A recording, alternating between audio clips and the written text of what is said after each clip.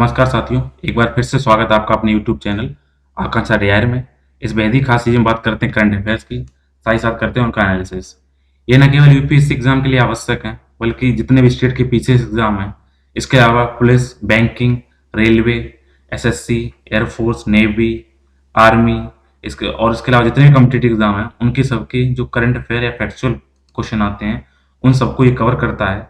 साथ ही साथ ये बात करता है उनके फैक्ट के बारे में, आखिर होते क्यों, उनका विश्लेषण करता है, जिससे आपकी समझ को और आपके तर्कों को और अच्छे से मजबूत किया जा सके। तो इसी तरीके के और वीडियो देखने के लिए, अपने करंट अफेयर को अपडेट करने के लिए आप जुड़िए मेरे यूट्यूब चैनल आकांक्षा डीआई के साथ। इसको लाइक करिए, कमेंट करिए, शेयर कीजिए, सब्सक्राइब कीजिए और हाँ, बेल आइकन को अपना प्यार जरूर दे दीजिए, क्योंकि जब आप बेल आइकन को थपकी देंगे अर्थात से आप प्रेस करेंगे तो मेरे द्वारा अपलोड किए वीडियो का नोटिफिकेशन आप तक पहुंच पाएगा और आप सबसे पहले मेरी वीडियो को देख पाएंगे।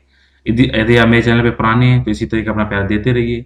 इस डिजिटल प्लेटफॉर्म की ग्रोथ के लिए अपने दोस्तों, अपने नियर वंस के साथ, अपने रिलेटिव के साथ इस चैनल को सब्सक्राइब करवाइए, जिससे कि ना केवल हमारे चैनल ग्रोथ कर सके, बल्कि उनको भी डेली लाइफ में नॉलेज मिल सके, क्योंकि ये ना केवल कॉम्पिटिटिव एग्जाम को कवर करता है, बल्कि आपकी डेली लाइफ में क्या घटनाएं समाज में, देश में और विश्व में घट रही हैं और किन स्थानों पर घट रही हैं, उनके पीछे क्या कारण है, उन सबको कवर करता है। तो आइए शुरू करते हैं आज के प्रमुख करंट अफेयर। उनको शुरू करने से पहले देखते हैं कुछ इंपॉर्टेंट कि अभी हाल ही आज हम तवांग की बात करने वाले हैं। तो सबसे पहले मैं आपको एक फैक्चुअल बात बता दूं, जो बाउंड्री आप ये देख रहे हैं, ये बाउंड्री है आपकी पाकिस्तान के साथ। तो पाकिस्तान बाउंड्री को बोलते हैं रेड क्लिफ, ठीक है। और जो हमारी चाइना के साथ उत्तर पूर्वी क्षेत्र में जो आपको ये देखिए पीली पीली जो दिखाई पड़ रही रेखा, ये वाली, ये है मैकमोहन लाइन। तो आपको ध्यान रखना होगा कि भारत और पाकिस्तान सीमा वाली लाइन को बोलते हैं रेड क्लिफ लाइन, और भारत और चाइना के रेड क्लिफ, चाइना के बीच में जो लाइन है उसको बोलते हैं मैकमोहन लाइन। तो आइए देखते हैं इसके प्रमुख करंट अफेयर्स, बाद में करेंगे एनालिसिस। सुप्रीम कोर्ट ने बढ़ते डिजिटल डिवाइडेंड के परिणामों को हरी झंडी दिखाई है। यह बात देखने में आई है कि ऑनलाइन कक्षाओं के कारण होने वाले डिजिटल विभाजन प्रत्येक बच्चे को शिक्षा के मौलिक अधिकार को पराजित करता है, उसको उससे दूर ले जाता है। बांग्लादेश 80,000 से अधिक रोहिंग्या शरणार्थियों को सहायता प्रदान करने के लिए संयुक्त राष्ट्र के लिए एक समझौते में मोहर लगाने के बाद बंगाल की खाड़ी में जो एक दूरस्थ एक द्वीप स्थित है जिसका नाम है भाषण 4, उसमें भेजने की योजना बना रहा है। इस सहायता समूह द्वारा उठाए गए संदेहों के बावजूद म्यांमार के लगभग 19,000 मुस्लिम शरणार्थी पहले ही मुख्य भूमि पर भीड़-भाड़ वाले शिविरों में से भाषा 4 द्वीप पर स्थानांतरित हो चुके हैं। तो ध्यान रखिएगा, अभी और वहां पे स्थानांतरित किए जा रहे हैं। अब बांग्लादेश उन्हें वहां सबको शिफ्ट कर रहा है आइलैंड के ऊपर। देखते इसके पीछे क्या लॉजिक है। भारतीय रिजर्व बैंक अर्थात आरबीआई अभी के लिए जी सैक एक्विजिशन प्रोग्राम अर्थात गवर्नमेंट सिक्योरिटीज एक्विजिशन प्रोग्राम के तहत अपने बॉन्डों की खरीद रोक रहा है। इसमें कहा गया है कि ये उपाय पर्याप्त तरलता सुनिश्चित करने और वित्तीय बाजारों को स्थिर करने में सफल रहा है। और ये बात, इसके बारे में बात करेंगे। केंद्र सरकार पाक खाड़ी योजना के तहत, तो आप ध्यान रखना, पाक खाड़ी योजना किसके किसके बीच में अभी आएगी आपको, ये वैसे ये भारत और श्रीलंका के बीच में, ना कि पाकिस्तान के बीच में। पाक खाड़ी किसके जो है, भारत और श्रीलंका के बीच में। उसके तहत गहरे समुद्र में मछली पकड़ने वाले जहाजों की इकाई लागत बढ़ाने पर विचार कर रही है। इस लागत को बढ़ाने का प्रमुख उद्देश्य ये है कि मछुआरों के लिए और अधिक आकर्षणीय बनाया जा सके, उन्हें और अच्छे से मजबूत किया जा सके। वायु गुणवत्ता प्रबंधन आयोग अर्थात एयर क्वालिटी मैनेजमेंट कमीशन ने कहा है कि हरियाणा, पंजाब और उत्तर प्रदेश में धान की खेती के रकबे में कमी के साथ साथ धान की किस्मों में भी परिपक्व होने में अधिक समय लगने से इस साल पराली जलाने की कमी देखी जा सकती है। जो हर बार आपको यहाँ देखते थे तो धुंध छा जाती थी एनसीआर रीजन में लगभग, तो वो क्या होगा, उसकी कमी देखने बात होगी। और बात करेंगे तवांग क्षेत्र की और देखेंगे आखिर में ये चर्चा में क्यों है। तो सबसे पहले देखते हैं उन पेपर्स को जो यूपीएससी के पेपर 2 से लिंक है, और यदि आपसे क्वेश्चन कहीं पर समाज के कमजोर वर्गों की सुरक्षा से लेकर कौन सी योजनाएं चलाई जा रही हैं, क्या दिक्कतें आ रही हैं, उससे क्वेश्चन आता है कुछ ना कुछ, या उससे कोई कॉन्सेप्ट आते हैं तो उनको आप सॉल्व कर सकेंगे। बल्कि मेरी राय में तो ये टॉपिक आपको एज ए जनरल भी देखना चाहिए, क्योंकि काफी इंपॉर्टेंट है। क्योंकि यहाँ पे डिजिटल डिवाइडेंस की बात की, डिजिटल डिवाइडेंस का मतलब एक तरफ आप किताबों से पढ़ाई कर रहे हैं, एक तरफ कंप्यूटर से पढ़ाई कर रहे हैं, और इन दोनों के बीच में पढ़ाई करने वाले में बहुत ज्यादा गैप है, उनके बीच में गड्ढा है। उस गड्ढे को बोलते हैं डिवाइडेंस, क्या दूरियां हैं उनके बारे में बात करेंगे। तो ऑनलाइन कक्षाओं पे देखते हैं बच्चों का प्रभाव क्या पड़ता है। तो ऐसा देखने में आया है कि जिन छोटे बच्चों के या बड़े बच्चे जो भी, अगर जो बच्चे हैं उनके माता पिता इतने गरीब हैं कि महामारी के दौरान ऑनलाइन कक्षाओं के लिए घर पर लैपटॉप, टैबलेट या इंटरनेट पैकेज नहीं खरीद सकते हैं, तो उन्होंने क्या किया, स्कूल छोड़ दिया है। मतलब क्या, उनके अभाव में क्या हुआ है, अब उनकी शिक्षा के क्षेत्र से भी दूरी बना दी है। और हुआ क्या है, ना केवल उन्होंने स्कूल छोड़ा है बल्कि कहीं न कहीं बाल श्रम में उसको इन्वॉल्व भी हुए हैं, जिससे क्या होगा, उनके हालात और बदतर होते जा रहे हैं। साथ ही साथ वो बाल जो स्मगलिंग हो रही है, मतलब चाइल्ड तस्करी हो रही है, उसके शामिल होने का खतरा वो लगातार वहाँ पे बना हुआ है। शिक्षा का अधिकार अब इस बात पर टिका हुआ है कि कौन ऑनलाइन कक्षाओं के लिए गैजेट खरीद सकता है, कौन उन्हें परचेज कर सकता है और कौन नहीं कर सकता है। तो देखते हैं मुद्दा है क्या, कि अदालत ने सितंबर 2020 में दिल्ली हाई कोर्ट के एक आदेश को चुनौती देने वाली एक निजी स्कूल प्रबंधन द्वारा दायर एक याचिका पर सुनवाई की गई थी। तो दिल्ली हाई कोर्ट ने उसमें ये बात आ गई थी कि उन्होंने ये बोला था कि आपको अपने स्कूल का 25% इकोनॉमिक वीकर सेक्शन, जो लोग आर्थिक रूप से कमजोर क्षेत्र के हैं, उनके छात्रों को मुफ्त में ऑनलाइन सुविधाएं प्रदान करने के निर्देश उनको दिए गए। तो हाई कोर्ट ने कहा था कि स्कूलों को सरकार के प्रतिपूर्ति मिल सकती है, सरकार उनको मुआवजा दे दे और ऐसे करके वो स्कूल क्या करें, बच्चों को लैपटॉप या टैबलेट मुहैया कराएं। तो उसके लिए दिल्ली सरकार ने ये कहा है, उनके पास ऑनलाइन गैजेट के लिए स्कूलों को जो भी क्षतिपूर्ति या सब्सिडी या प्रतिपूर्ति है, उसको करने के लिए कोई संसाधन उपलब्ध नहीं है। लेकिन सुप्रीम कोर्ट ने फरवरी 2021 में हाई कोर्ट के आदेश पर रोक लगा दी थी, क्योंकि कोर्ट ने कहा है कि केंद्र और दिल्ली जैसे राज्य दोनों बच्चों के प्रति अपनी जिम्मेदारियों से नहीं झुक सकते, दूर नहीं सकते हैं, बट उनके संसाधनों में कमी एक हो सकता है, रियल बात है। तो अगर जब इतनी दिक्कतें आ रही हैं, जहाँ पर केंद्र कह रहा है कि बच्चे जो बाहर जा रहे थे स्मगलिंग का शिकार हो रहे हैं, पढ़ाई वढ़ाई नहीं कर पा रहे हैं, उनको आप टैबलेट उपलब्ध कराइए, उसके लिए आप थोड़ा सब्सिडी दे दिए, तो उसके केंद्र सरकार, राज्य सरकार बोल रही है हमारे पास संसाधन है नहीं। तो देखते हैं आगे क्या रास्ता अपना सकते हैं। तो कोर्ट ने दिल्ली सरकार से ये बात कही है कि हाई कोर्ट के फैसले में बरकरार रखी गई सैल्यूटरी ऑब्जेक्ट को लागू करने के लिए एक योजना लेकर आए और देखें कि कैसे इनको लागू कर सकते हैं। साथ ही साथ अदालत ने कहा है कि केंद्र को परामर्श में शामिल किया जाना चाहिए, केंद्र भी क्या कर सकती है, उनको राय दे सकती है। तो आइए देखते हैं कि डिजिटल डिवाइडेंस है क्या, भी आपने फिगर में देखा था, आप उसको भाषा के रूप में समझते हैं। इनका अर्थ उन लोगों के बीच में विसंगति या आपस में अंतर को दर्शाता है जिनके पास इंटरनेट जैसी नई सूचना और संचार उपकरणों का उपयोग करने के लिए संसाधन हैं और जिनके पास संसाधन नहीं है और जिनके पास प्रौद्योगिकी या टेक्नोलॉजी तक पहुंच नहीं है। तो उनके बीच में जो अंतर है, जैसे आप अमीर गरीब में रुपए का अंतर होता है आर्थिक, ऐसे ही डिजिटल में यानी कि जो इन संचार और सूचना उपकरणों से दूरी और जिनके पास हैं उनके बीच का अंतर ही है।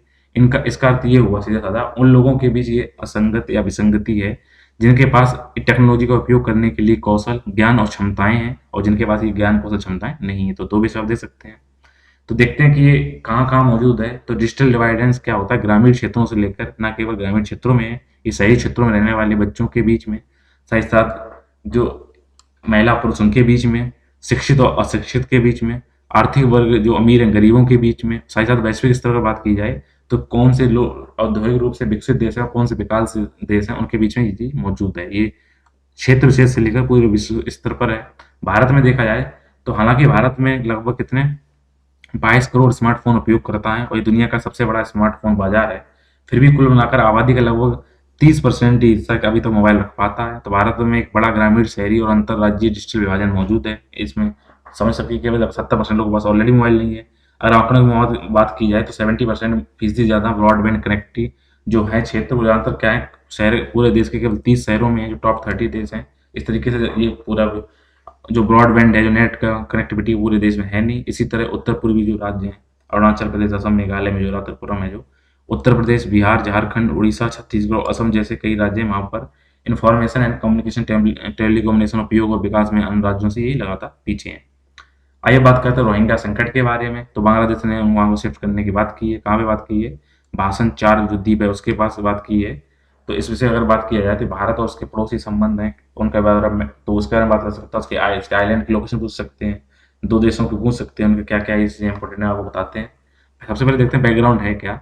सबसे पहले देखते हैं भाषण 4 द्वीप क्या है। तो भाषण 4 जो नाम से जो है, इसका नाम भाषण 4, ये एक ऐसा द्वीप है विशेष रूप से उन 10 लाख रोहिंग्याओं में से 1 लाख को समायोजित करने की विकसित किया गया है जो पड़ोसी देश म्यांमार से भाग गए हैं। जबकि मानवाधिकार समूह ने इस कदम की आलोचना की है। उन्होंने बोला है कि वो अपनी इच्छा के साथ वहां पे नहीं जा रहे हैं, मतलब उनको जबरदस्ती उन पर थोपा जा रहा है, उनको वहां भेजा जा रहा है। लेकिन सरकार का ये कहना है कि जो शरणार्थी गए हुए हैं, वहां पे रिफ्यूजी रहने गए हैं, वो उनकी इच्छा के अनुरूप हुआ है। तो अगर सबसे पहले देखते हैं कि मैप में लोकेशन क्या है, उसकी लोकेशन की बात करते हैं। ये जो पीला कलर आप देख रहे हैं, ये पूरा बांग्लादेश है, ठीक है। ये आपका म्यांमार है, इधर भारत है, इधर अंडमान निकोबार, ये है आपका पूरा बांग्लादेश, ठीक है। तो बांग्लादेश की राजधानी ढाका, सबसे पहले आप ये देख लीजिए। तो यहाँ पे एक जगह चिटगांव भी है, तो यहाँ पे उसी बीच में यहाँ पे एक आइलैंड जिसका नाम है भाषण 4, ठीक है।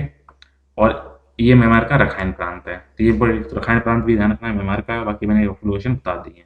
तो देखते हैं कि आखिर में जो रोहिंग्या की बात की, तो रोहिंग्या हैं कौन, क्या दिक्कत है रोहिंग्या को, क्या बात आ गई है रोहिंग्या की। तो रोहिंग्या क्या है, रोहिंग्या बेसिकली है क्या, वे एक जातीय समूह हैं जो ज़्यादातर किस जात से धर्म से बिलोंग करते हैं, मुसलमान से बिलोंग करते हैं। तो ये कहाँ के रहने वाले थे, म्यांमार द्वारा उनको पूर्ण नागरिकता नहीं दी गई है, तो उन्हें निवासी विदेशी या उन्हें सहयोगी नागरिक के रूप में उनको वहाँ क्लासीफाई किया गया था। तो जातीय रूप से वे देश के चीन तिब्बत लोगों की तुलना में क्या है, भारत और बांग्लादेश के इंडो आर्यन लोगों के अधिक करीब मानते हैं। तो ज़्यादातर इसीलिए क्या हुआ है कि बांग्लादेश तरफ शिफ्ट भी हुए हैं। तो संयुक्त राष्ट्र जो महासचिव हैं, ध्यान रखना उनका नाम यहाँ पे आ रहा है, एंटोनियो गुटेरस, ध्यान रखना ये राष्ट्र के महासचिव कौन है, ये दूसरी बार बन गए एंटोनियो गुटेरस। इनके द्वारा ये बोला गया है दुनिया में अभी तक के सबसे अधिक भेदभाव वाले लोगों में से एक वर्ग है ये रोहिंग्या मुसलमान थे। ध्यान रखना रोहिंग्या मुसलमान, म्यांमार की समस्या थी जो बांग्लादेश के बसाएं 4 जो द्वीप है उसमें अब उनको लगाए जाने की बात, वहाँ पे स्थानांतरित करने की बात की जा रही है।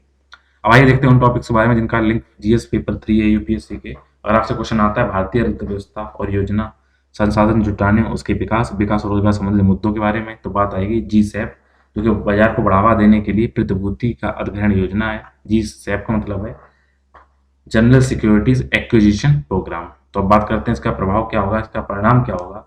तो अन्य जितनी भी चल जो नदियां घूम रही हैं उनके उपायों के साथ साथ ये अनुकूल और व्यवस्थित क्या करेगा, वित्त पोषण की स्थिति और वसूली के लिए एक वातावरण, अच्छा वातावरण बनाने की सुविधा प्रदान करेगा। तो देखते हैं सरकारी सुरक्षा अधिग्रहण कार्यक्रम अर्थात गवर्नमेंटल सिक्योरिटीज एक्विजिशन प्रोग्राम के बारे में अगर बात की जाए, तो जी सैक जो बात हो रही है वो एक्विजिशन प्रोग्राम मूल रूप से क्या है, एक बिना शर्त और एक संरचित ओपन मार्केट है जो बहुत बड़े पैमाने और आकार का है। ठीक है, इसमें कोई शर्त नहीं, इंपॉर्टेंट क्या है, इसमें कोई भी आपको बाउंडेशन या शर्त नहीं लगाई गई, ओपन मार्केट काम करता है। आरबीआई ने जी सेप को विशिष्ट चरित्र वाला या एक स्पेशल करेक्टर वाला ओपन मार्केट ऑपरेशन कहा है। तो यहाँ अगर जो बिना शर्त वाली बात का अर्थ अगर निकाला जाए तो ये होगा कि आरबीआई ने पहले ही कमिटमेंट कर दिया है कि बाजार की भावना के बावजूद सरकार प्रतिभूतियां खरीदता रहेगा। अर्थात अगर हो सकता है कि आपको बाजार में तरलता कम है या बाजार आपको क्या कर रहा है, बाजार आपको निवेश नहीं करना चाहता है या निवेश उस बाजार तरलता कम है, तो उसको बढ़ाने के लिए लगातार क्या करता है, प्रतिभूतियां, जैसे आपने किसी को कोई अपने, आप ऐसा समझ लीजिए आसान भाषा में कि आपने क्या किया, आपने एक स्टैम्प कार्ड लिए 10 और आप लोगों से बोला कि आप एक स्टैम्प कार्ड लीजिए, उसके बदले आपको हमें 10 रुपए देने होंगे और जब आप स्टैम्प कार्ड वापस करेंगे तो हम आपको ये 10 प्लस का ब्याज देंगे। कुछ ऐसे डील की जाती है। तो जो स्टैम्प कार्ड है वो क्या होगा, गवर्नमेंट सिक्योरिटी है, वो आपकी सिक्योरिटी है। जब आपने उनको वापस लिया तो उनको आपने 10 रुपये या 11 रुपये जो भी तय किया होगा वो वापस कर दिया।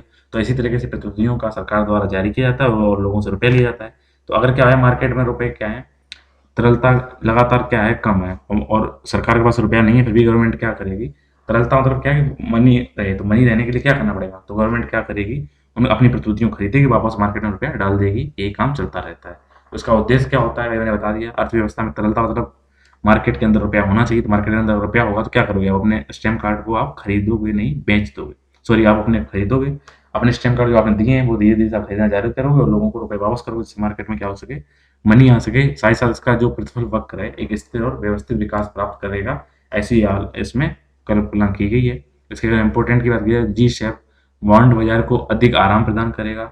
चूंकि इस साल सरकार की उधारी बढ़ी, सरकार ने उधार ज्यादा ले लिया है, तो आरबीआई को सुनिश्चित करना होगा कि भारतीय बाजार में कोई व्यवधान न उत्पन्न हो, यानी कि उधार ज्यादा ले लिया है तो आपके पास रुपया, आपके पास वैसे ही मार्केट से आपने निकाल दिया तो उसको क्या और व्यवधान ना आए। इस कार्यक्रम में रेपो दर और 10 वर्षीय सरकारी बॉन्ड जो प्रतिफल के बीच में प्रसार को कम करने में मदद मिलेगी। साथ ही साथ जी सैप लगभग एक ओपन मार्केट ऑर्गेनाइजेशन कैलेंडर के उद्देश्य को पूरा करेगा जो लंबे समय में बॉन्ड बाजार की इच्छा की सूची थी। तो देखते हैं बार हमारा ओपन मार्केट ऑपरेशन अर्थात खुले बाजार में जो क्रियाएं की जा रही हैं वो क्या क्या है, खुले बाजार में क्रियाएं क्या है। इसके अंदर मैंने आपको पहले बता दिया, आरबीआई जैसे हमारे देश की केंद्रीय बैंक या किसी भी देश की जो केंद्रीय बैंक होती है वो सरकारी प्रतिभूतियों, जिसको मैंने आपको एग्जाम्पल दिया था पोस्ट कार्ड के, और ट्रेजरी बिलों को बिक्री और खरीद करती है। जब उसे लगता है कि मार्केट में रुपया ज़्यादा आ गया तो अपने पोस्ट कार्ड में भैया अपनी प्रतिभूतियां बेचती है और रुपया ले लेती है, तो मार्केट में रुपया कम आता है तो कम रह जाता है, मतलब जो होना चाहिए उतना रह जाता है तो बैलेंस हो जाता है। इसी तरीके से क्या होता है, जब मार्केट में रुपया होता नहीं तो गवर्नमेंट क्या करती है, अपनी प्रतिभूतियों खरीद के अपनी प्रतिभूतियां जो बेची थी उनको ले लेती है और रुपया मार्केट में दे देती है, इससे तरलता का बैलेंस बना रहे। तो ओपन मार्केट ऑपरेशन का उद्देश्य अर्थव्यवस्था में मुद्रा आपूर्ति को रेगुलेट करना है। तो ये किस तरह की मौद्रिक नीति अपनाना है, ये है क्वांटिटी वाइज, ठीक है, ये क्वांटिटी को कम ज्यादा करता है। तो आरबीआई ये काम कैसे करता है, तो आरबीआई वाणिज्यिक बैंकों के माध्यम से ओपन मार्केट ऑपरेशन करता है और जनता के साथ ये डायरेक्ट नहीं खरीदारी करता है, बल्कि क्या करता है कुछ बैंकों के माध्यम से खरीद बिक्री। तो ये क्वेश्चन इंपॉर्टेंट याद रखना। ओपन मार्केट है जरूर ओपन, लेकिन वो डायरेक्ट नहीं किया जाता बल्कि बैंकों के माध्यम से किया जाता है, आरबीआई नहीं करती है। तो अगर तरलता की बात की जाए तो मैंने वही बता दिया है, खुले बाजार में अगर वो खरीदेगा तो तरलता वहाँ पे, अगर गवर्नमेंट अपनी सिक्योरिटी वापस लेगी तो तरलता क्या करेगी, दे देगी, तरलता बढ़ेगी। और गवर्नमेंट अपनी सिक्योरिटी बेचेगी तो लोग क्या करेंगे, उसको खरीदेंगे, तो मतलब गवर्नमेंट को देंगे तो वहाँ तरलता क्या हो जाएगी, कम हो जाएगी।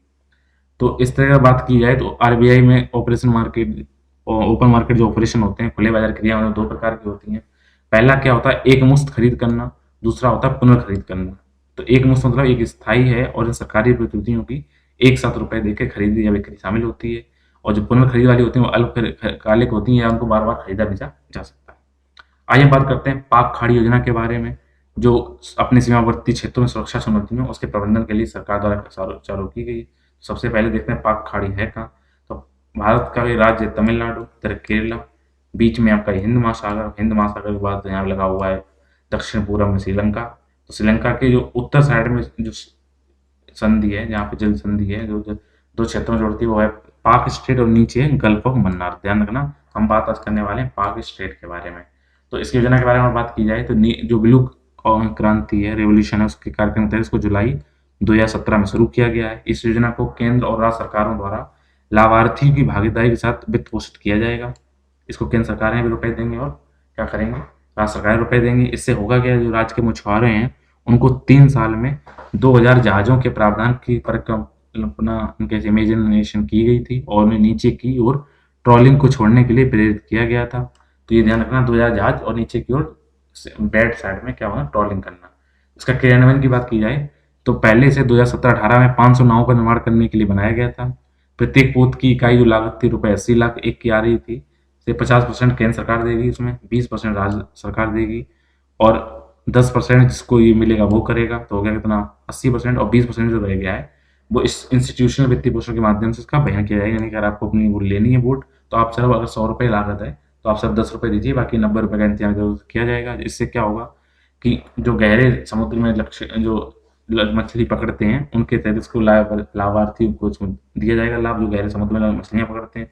साथ ही साथ ये योजना पाक खाड़ी से अधिक ट्रॉल जहाजों को हटाने की कोशिश की जा रही है इनको लगाकर। तो जो गहरे समुद्र में जो फिशिंग परियोजना है कि संभावित लाभार्थियों के पास 12 मीटर से अधिक लंबा एक पंजीकृत समुद्र में चलने योग्य ट्रॉल पोत होना चाहिए, जिसे पाक खाड़ी के बाहर स्क्रैप या निपटाया जाना चाहिए। निपटाए गए पोत का भौतिक सत्यापन भी किया जाना चाहिए। लाभार्थियों को उन्हें प्राप्त करने के लिए 5 साल के भीतर अपनी नाव को बेचने की अनुमति नहीं होगी। एक बार जिसको आपको बेनिफिट हो गया, आपने नाव ले ली तो ऐसा नहीं साल लो और उसको बेच दो, कम से कम 5 साल आपको रखना होगा, क्योंकि बड़े बड़े जो ट्रॉलर हैं वो यहाँ से निकल नहीं पाते हैं, यहाँ से निकलने में दिक्कत देते हैं। इसके अलावा बात की जाए इस योजना के इम्पोर्टेंस के बारे में, तो इसका क्या है, इसकी जो कल्पना की गई है उसको क्या किया गया है, यहाँ पर जो मछली पकड़ने के लिए संघर्ष हो रहा था उसको अब अच्छे से गहरे समुद्र में जाकर पकड़ा जा सकता है। साथ ही साथ केंद्र को ऐसा लगता है जो गहरे समुद्र की मछली पकड़ना है वो इकोसिस्टम रूप से एक टिकाऊ मछली पकड़ने का बढ़ावा देगा, जो अंतर्राष्ट्रीय समुद्री सीमा रेखा की निकटता और सीमा पार मछली पकड़ने की घटनाओं के आसपास मछली पकड़ने के दबाव को कम करने का मात्र समाधान है।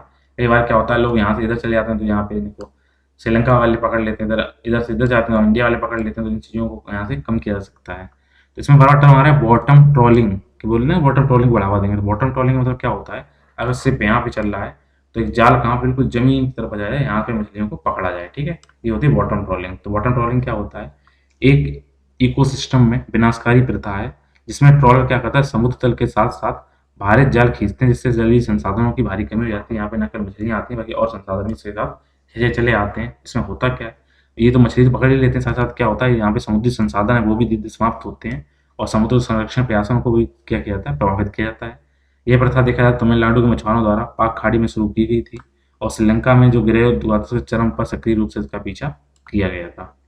आइए बात करते हैं पराली जलाने के हवार देखते हैं। जैसे मौसम आता है दिवाली के टाइम पर तो एनसीआर में खासकर दिल्ली क्षेत्र में क्या होता है, पूरा धुंध छा जाती है। इससे होता क्या है, जो हमारे किसान हैं पश्चिमी उत्तर प्रदेश, पंजाब, हरियाणा वाले, वो क्या करते हैं, अपने धान की पुआल जलाते हैं जिसकी राख उड़ के यहाँ पे आती है। ये टॉपिक अगर आपसे आता है पर्यावरण के संरक्षण और पर्यावरण प्रदूषण संबंधी मुद्दों से लिंक है। देखते हैं बात क्या, आपने देखा होगा इस तरह किसान आग लगाते हैं, उनका जो धुआं जाता है उसमें डस्ट जो पार्टिकल वो प्रभाव हो जाते हैं, वो क्या करते हैं, सनरेज को नीचे आने नहीं देते और कोहरा छा जाता है। तो इसके कारण की बात की जाए तो कि अभी बात ये कही गई, सरकार ने ये बोला है कि वायु गुणवत्ता प्रबंधन आयोग, इसने बोला इस बार क्या होगा कि जो आपका पराली जलने से धुआं या वो होगा वो क्षेत्र क्या होगा, वो कोहरा कम रहेगा। इसका रीजन क्या है? क्योंकि हरियाणा, पंजाब और उत्तर प्रदेश के जो 8 एनसीआर राजधानी राष्ट्र क्षेत्र हैं, जो नेशनल कैपिटल रीजन है, जो 8 जिले हैं, उनमें कुल धान क्षेत्र पिछले वर्ष की तुलना में लगभग 7.2% कम हुआ है। तो कम धान हुआ, उत्पादन भी कम होगी, तो कम जलेगी। साथ ही चावल की जो गैर बासमती किस्म के से कुल धान की पराली जलाने का उत्पादन चालू वित्त वर्ष के दौरान पिछले वर्ष की तुलना में 12.42% कम होने की संभावना है। हरियाणा, पंजाब और यूपी की केंद्र और राज्य सरकारों द्वारा दोनों फसलों में विविधता लाने के साथ साथ धान की पूसा 44 किस्म के उपयोग को कम करने के उपाय किए जा रहे हैं। ध्यान रखना, कभी क्वेश्चन आएगा पूसा 44 किसकी किस्म है, तो ये धान की किस्म है, तो ये भी क्या किया जा रहा है, इसके एक उपाय के रूप में यूज किया जा रहा है। इसके अलावा फसलों का विविधीकरण किया जा रहा है और कम अवधि के साथ पूसा 44 किस्म से दूर जाना अधिक उपज देने वाली किस्मों पराली जलाने के नियंत्रण के लिए रूपरेखा कार्य योजना का हिस्सा है। तो देखते हैं पराली आखिर जलाना क्यों, क्या होता है। होता है क्या कि नवंबर माह में जो यहाँ के किसान हैं पंजाब, हरियाणा, उत्तर प्रदेश को क्या करते हैं, अपने खेतों में गेहूं की बुवाई करते हैं। उसके लिए क्या करना, खेत तैयार करना होगा। तो इस समय क्योंकि धान की कटाई होती है, तो धान तो समय कम बचता है, तो समय उसको मैनेजमेंट ना करते हो क्या करते, कम समय में, अगर समय कम है, धान काट के सीधा गेहूं बोना है, तो जो वहाँ की जो पुआल है या पराली, इसको वो जला देते हैं। इसका प्रभाव होता क्या है, जो हानिकारक गैसें, जैसे ध्यान रखना इसमें कौन कौन सी गैसें निकलती हैं, कार्बन मोनोऑक्साइड पूछा जाता है, carbon dioxide, sulphur dioxide, nitrogen dioxide, साथ साथ कुछ पीएम। ठीक है, इसमें CO2, sulphur dioxide, nitrogen oxide यानी सल्फर नाइट्रोजन और कार्बन के ऑक्साइड, साथ साथ पार्टिकुलर में जो पीएम पार्टिकुलर जो मैटर है वो निकलते हैं। तो इसका अगर देखा जाए तो वैज्ञानिक तरीके क्या हो सकते हैं, कैसे इसको निपटाया जाए, तो होना क्या चाहिए। तो अभी तक की दिक्कत क्या है, इनके ये क्यों ऐसा चुनाव करते हैं, सीधा आग लगाते हैं, क्योंकि पास एक तो कोई वैज्ञानिक तकनीक उपलब्ध नहीं है। साथ ही साथ जो किसान होते हैं उतना ढेर सारा जो कचरा बन जाता है उसको निपटने के लिए अक्षम है, क्योंकि वे नई तकनीक का खर्चा नहीं उठा सकते हैं। और साथ ही साथ जो अपशिष्ट सामग्री है उसको उपलब्ध कराने के लिए वो समग्र रूप से अभी तैयार नहीं है। साथ ही साथ फसल की क्षति के कारण कम आय के साथ किसानों को लागत में कटौती करने और पराली प्रबंधन वैज्ञानिक तरीकों का खर्च नहीं करने के लिए अपने खेतों को रोशन करने के लिए इच्छुक होने की संभावना रहती है। एक तो वैसे उन्हें लाभ कम मिलता है, उस लाभ में भी अगर इसका ये करेंगे, अपनी तरह से मैनेजमेंट करेंगे, तो और घाटा हो जाएगा। लेकिन ऐसा नहीं सिर्फ पराली जलाने से सिर्फ घाटा है, इसके कुछ फायदे भी हैं। फायदे क्या है, ये एक तो बहुत ही कम समय में क्षेत्र को साफ कर देता है, एक सस्ता विकल्प है, सबसे इंपॉर्टेंट है। दूसरा क्या होता है, यहाँ पे जो खरपतवार आ जाते हैं, शाकनाशी होते हैं, वो भी जल जाते हैं।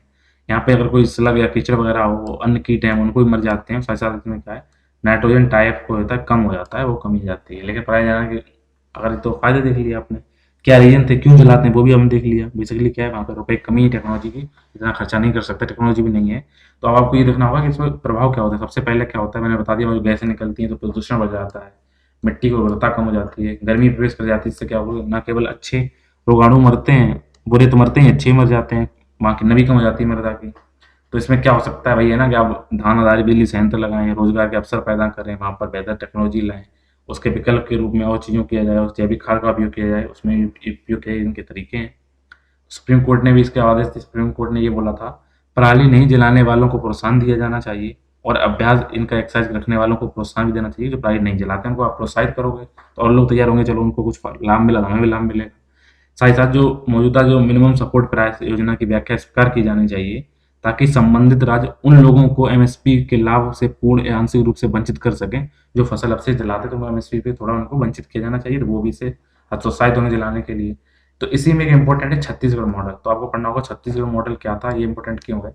तो यहाँ पर क्या किया, छत्तीसगढ़ मॉडल ने सरकार द्वारा क्या किया गया है, एक गौठान स्थापन किया गया है, जिसमें क्या होगा, पराली का क्या क्या है, निस्तारण करने की बात की गई है गौठान स्थापना में। ठीक, तो वहाँ गायें हैं, तो इसी को बोला गया है गौठान स्थापना। तो इसमें क्या क्या किया जाता है, इसमें क्या होता है, एक 5 एकड़ का भूखंड होता है जो प्रत्येक गांव द्वारा क्या साझा किया जाता है, और जहाँ सभी अप्रयुक्त जो भी पराली दाना होता है उसके माध्यम से यहाँ लोगों के दान, ठीक है, जो पराली के से बोलते हैं दान करो। तो ये यहाँ पे जो छत्तीसगढ़ का जो मॉडल है, जो गौठान स्थापित करना, तो क्या बात करते हैं, जो आसपास के जो गांव है, लगभग जो 5 एकड़ क्षेत्र में फैला हुआ है, उनके पराली को एकत्रित कर लेते हैं और गाय के गोबर और कुछ प्राकृतिक नियामक मिश्रण से उनको जैव उर्वरक में, बायो फर्टिलाइजर में कन्वर्ट कर देते हैं। जिससे क्या होगा, ना केवल ग्रामीण जो युवा हैं उसमें लगे रहेंगे तो उनको रोजगार मिलेगा, साथ ही साथ इसमें क्या होगा, जो सरकार पराली को खेत के नजदीक गौठान तक पहुंचाने में मदद इसमें मिलती है। राज्य में 2000 गौठानों को अभी तक सफलतापूर्वक क्रियान्वयन किया जा रहा है। तो ये इसकी खासियत है। आज का आखिरी टॉपिक बात करते हैं तवांग के बारे में। तवांग की बात की जाए, हमारे अरुणाचल प्रदेश का जो ये जो राज्य है, अरुणाचल प्रदेश का ये अरुणाचल प्रदेश है, ऊपर यहाँ असम है। तो ये यहाँ की बात की, ये यहाँ है, यहाँ की बात की जाए, ये तवांग क्षेत्र है। तो भारत के इस क्षेत्र में जो चाइना से लगा हुआ है, यहाँ पे क्या हुआ है, दिक्कत क्या आई है, उससे पहले देखते हैं। तो तवांग को पहले देखते हैं। तवांग ऐतिहासिक रूप से तिब्बत का हिस्सा था पहले। 1914 में शिमला समझौते ने मैकमोहन रेखा को ब्रिटिश भारत और तिब्बत के बीच नई सीमा के रूप में निर्धारित किया। तो मैकमोहन रेखा के बाद ये हमारा हिस्सा बन गया। इस संधि के द्वारा तिब्बत ने क्या किया है, तवांग सहित अपने कुछ क्षेत्रों को अंग्रेजों को छोड़ दिया था और अंग्रेज बाद में अपनी विरासत हमें दे चुके हैं। इस तरह तवांग हमारा क्षेत्र हो गया, लेकिन चीन ने इसे कभी मान्यता दी नहीं है।